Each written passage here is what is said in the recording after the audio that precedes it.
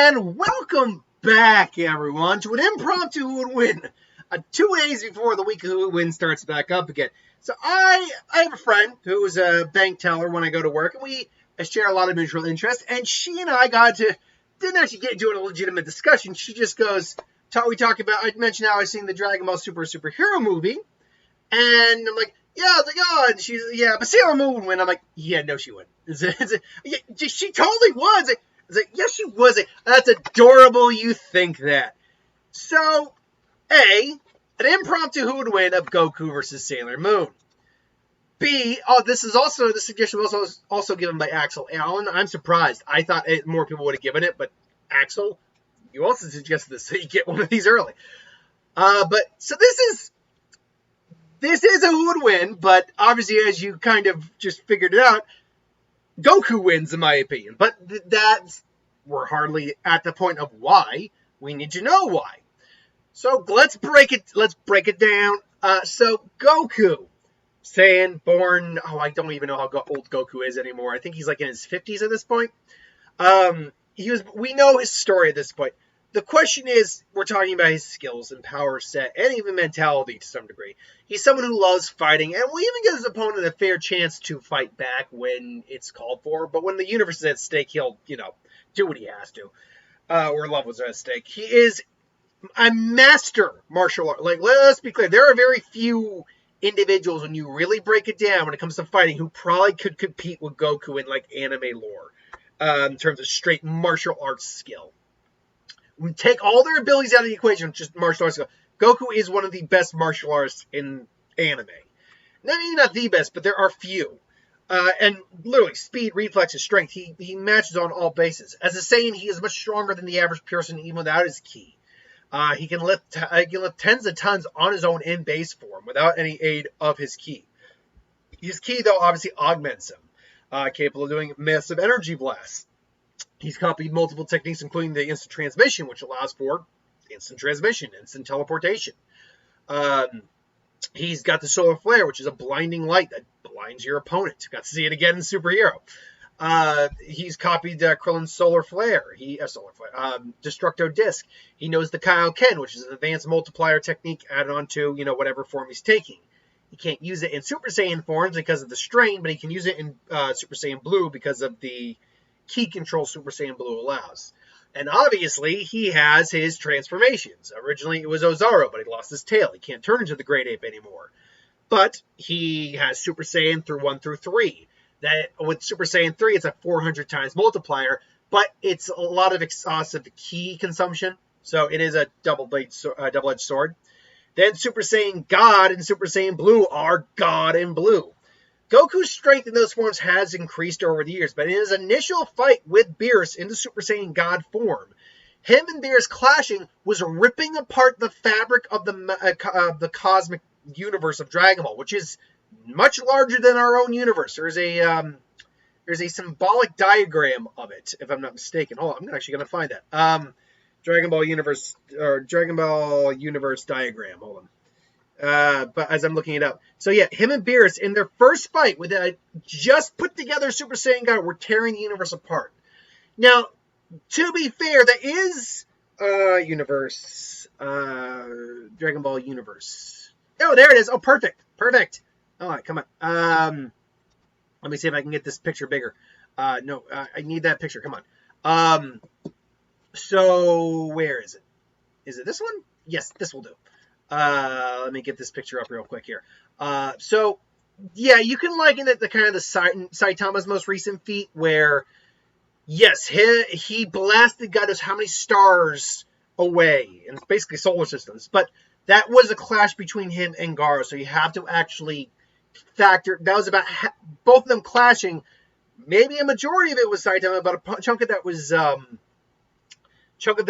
Gaara in that fight. Same with Goku and Beerus in that fight. But they were both shredding the units apart, which can be shown or represented in this symbolic model. The Dragon Ball universe is about 9 times larger than ours, and not even including the macrocosm, which is including heaven, hell, the Kai's worlds, all of that. They were tearing all of that apart. So there is that. But then you factor in Goku trained and grew stronger. His base got stronger from absorbing some of the God Ki.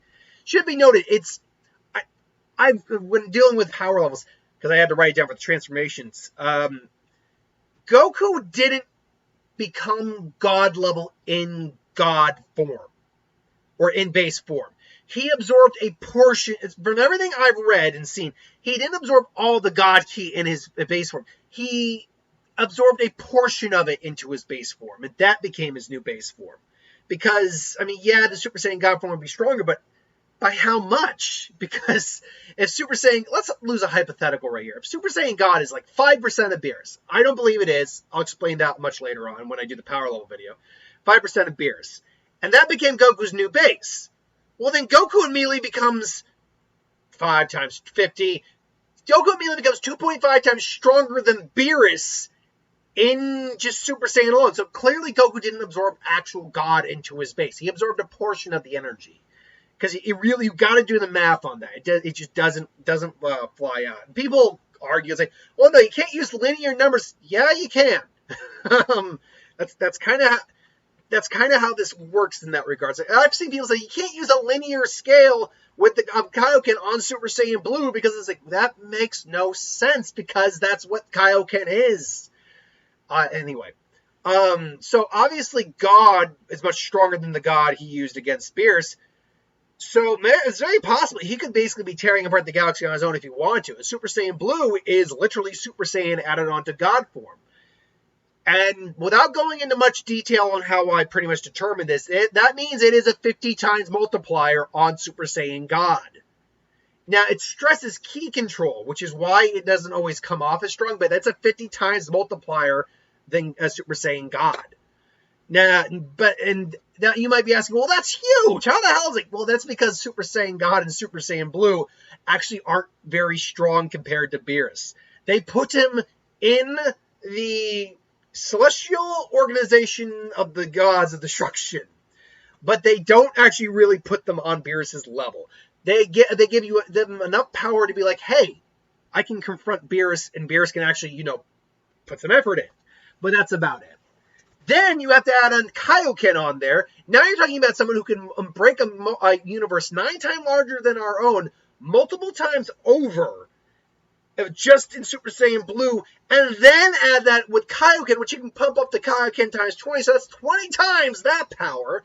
Then you add on Ultra Instinct, which basically means he can fight, defend, and attack without even thinking. His reflexes are second to none, moving God knows how many times faster than the speed of light, which Mastered Ultra Instinct and Omen and All Mastered Ultra Instinct, while technically not transformations, are treated as transformations in Dragon Ball. They are. And it's clear they are stronger than what Goku was using previously. So that's a bigger multiplier then.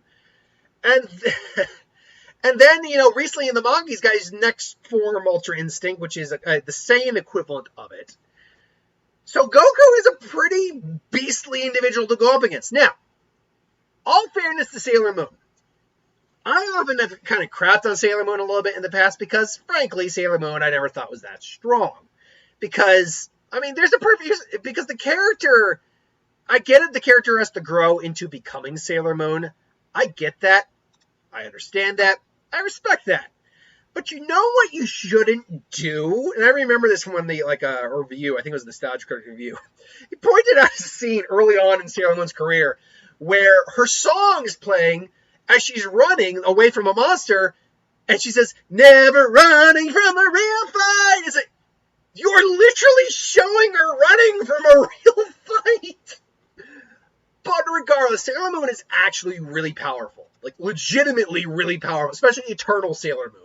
Because Eternal Sailor Moon is able to match and go toe-to-toe with someone like Sailor Galaxia, who has infinite levels of energy.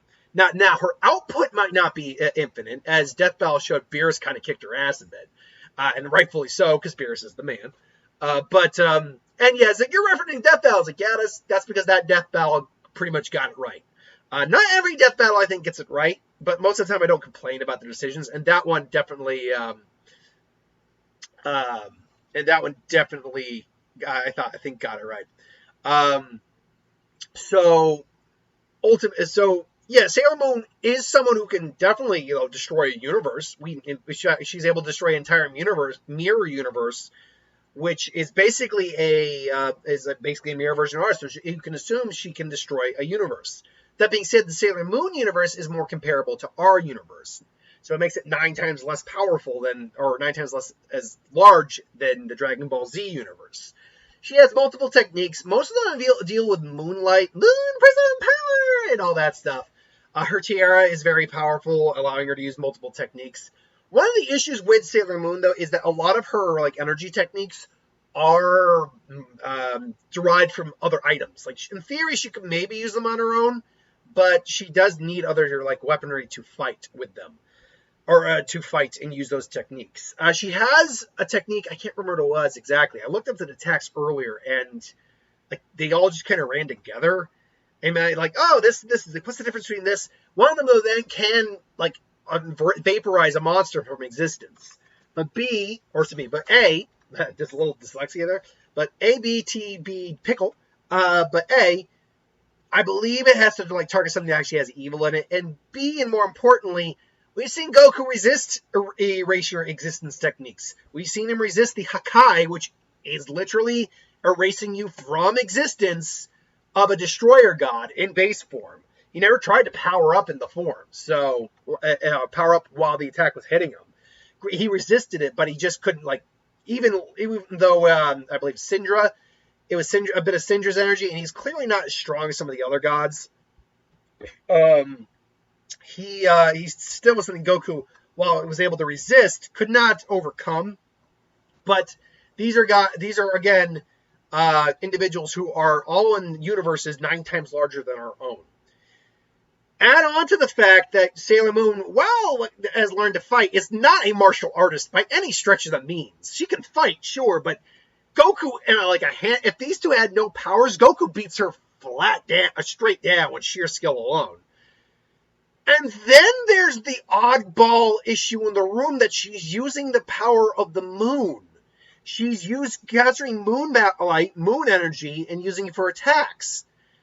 Now, I don't want to say the moon energy is flux waves, but we know what happens when Saiyans stare at a full moon when they have a tail. We know what happens if you use flux waves on a Saiyan. You can immediately turn them into great apes. So is it possible that her moon powers could actually turn Goku into a great ape? Could she accidentally hit an Mastered Ultra Instinct Goku and turn it into a Master Ultra Instinct Great Ape? And then, in theory, could he regain his consciousness, shrink back down, and turn into Super Saiyan 4 Ultra Instinct Goku? I mean, look, that's a fanfic right there, if I ever could write one. Look, just because we don't know for certain, I'm going to say she can't turn it into an Ozaru, but I don't see her having enough power to ultimately overpower Goku. Both of these individuals are actually universal level fighters. Goku just happens to exist in a universe that's much larger than our universe, and is compared to individuals like the Gods of Destruction, who are multiversal, at least on the low end of the scale. Because we know Beerus at full power can easily destroy this 7th universe if he wants to. And Goku, at least when you get to the higher echelons of his power, is certainly comparable to a percentage of Goku's power, or Beerus's power. So Goku is definitely someone who, if not low multiversal, is high universal. Whereas Sailor Moon is just more like standard low to mid-tier universal. Then you factor in Goku's ability to just upgrade his power multiple times, until he's, even in base form, he's able to just, I keep saying, but he's able to really keep up with Sailor Moon without too much difficulty. If Goku can sense the energy, the threat she poses, then he will go into much higher forms when need be. The only real scenario I could see really working in Sailor Moon's favor is if this fight took place mostly in outer space, because Goku can't breathe in space. He can survive for long, extensive periods in space, but he can't breathe in space. But an easy fix to that is instant transmission, where he can just go to a place that's perfect for fighting, and he could take her there. If she can't use her energy attacks, without her wand or her tiara or anything like that, or staff, well, then Goku just has to destroy those, and it's done. And then she's kind of SOL a little bit. Add on to the fact that even though Goku let them transform in the Tournament of Power, that was because he was having fun with the tournament. If she was a threat in a fight, they were basically, because Ribrianne and her crew are basically knockoff Sailor Moons. So, and 17 proved that he could easily attack while she's trying to convince, it's like you do all these poses. Goku at any moment could just go boom and just gut check her. It's like, oh, I'm sorry, were you gonna attack? It's like, I was about to. Oh, sorry, hold on, I'll let you attack. My bad. It's like, yeah. Ha! Well, miss. Wow, that was a pretty good attack. I'd say, oh, good. She just attacked. Another problem here is that despite the fact she matured a lot through the series, she's still just a high school kid and a pretty standard, Valley Girl one at that. She could easily lose her temper around Goku. Just him toying with her. I can see her kind of being a less entitled version of Caulifla. I could totally see that. She's like, well, you stand still. Oh, okay. It's like, so, are you going to do anything? So, is this all you got? And it's like, and if she went all full power, he'd be like, wow. And then they'd actually have a pretty solid fight. Yeah, you're pretty good. And but unfortunately, it's a Kamehameha. Goku literally in just Ultra Instinct Omen, which is not even as strong as Master Instinct, the Master Ultra Instinct, shook the world of the void. The world of the void, by the by, is an infinite void of nothingness. It was a former universe, and it is not anymore. It is just a world of nothingness, and he shook the very fabric of nothingness. Now, I'm not going to try to get conceptual about that, because I hate when people try to do that. It's like, I give Goku a lot more credit and a lot more fights than I think I probably should, or a lot of other people should. But I also don't like it when people say, "Oh, high outer verse, high hyperverse." Like, you have no the evidence you're suggesting here is like, well, he can. No, just no. Goku's been shown to blow up black holes, or at least man-made black holes when he bursted out of one in the Tournament of Power with the Kamehameha. Okay, one feat I will give him.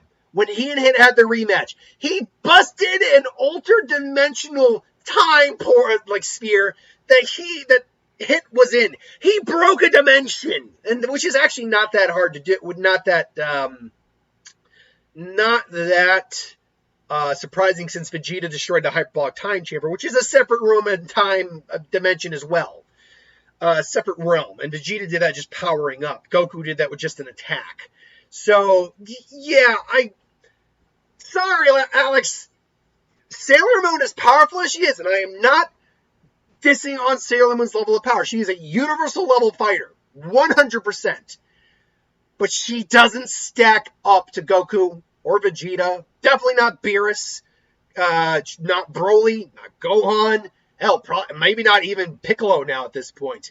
And not Frieza now because of his upgrade recently. So, yeah, Sailor Moon doesn't really stack up to the heavy hitters of Dragon Ball, unfortunately. Like, her heaviest hitter was, I think, Galaxia.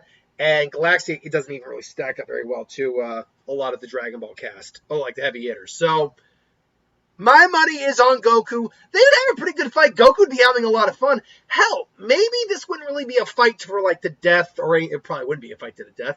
Or even a misunderstanding. Maybe Goku, through dimensional shenanigans, is just training whatever her Serena in the dub, Sailor Moon. Maybe he's just training her, and he's telling her to go all out. And you know what? I can believe that, because one of the things that she would have to work on is her ability to actually fight, like her actual combat ability. Her powers take her a long way, but if you rely solely on your powers and don't work on your actual technique, you will fail in the long run. So ultimately, yeah, my money's on Goku. But look, I say this as a Dragon Ball fan who knows a lot about Goku, and as someone who wasn't a big fan of Sailor Moon and only knows an above average amount about Sailor Moon. So if someone can throw out a legitimate, mind you, a legitimate way Sailor Moon could win, I'm willing to hear it. I might even engage you in the comments to discuss that. But keep in mind, existence erasure doesn't immediately work on Goku, because He's just got a higher level of power overall. So which means it's kind of like a Ryatsu battle on Bleach. Higher Ryatsu can cancel other attacks. If she could match Goku in power, and erasure existence technique could work. But we kind of determined at this point that Goku just has a much higher level of actual ki and energy. And B, we've seen him resist existence erasure techniques like the Hakai before from another god of destruction. So don't try to use existence erasure as the excuse that she wins. But if you can give me an actual reason she can win, I'm willing to hear it and willing to debate it. Until then, thanks for watching. Hope you enjoyed. Like, comment, share, subscribe. As always, you want us to review something, put in the comments below. Let us know the review of it at some point. I got my box office video tomorrow. I've got my Pokemon team video tomorrow. And I've got my last What If for the week of What If tomorrow, which is the next part in the What If Naruto had Tenkin Zanpakuto series. And then the official week of Who Would Win starts on Monday. So thanks for watching. Hope you enjoyed. Like, comment, share, subscribe. I'll see you folks on the flip side.